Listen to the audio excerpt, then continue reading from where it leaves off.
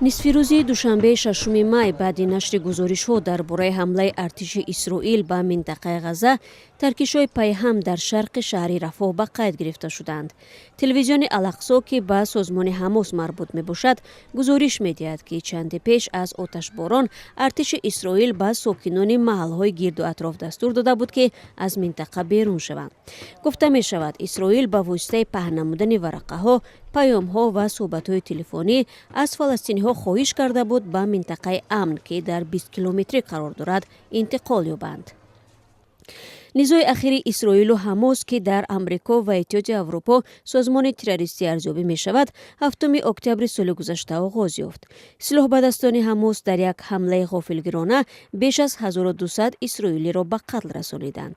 дар ин амалиёт тибқи гузоришҳои исроилӣ 252 нафар гаравгон гирифта шуд.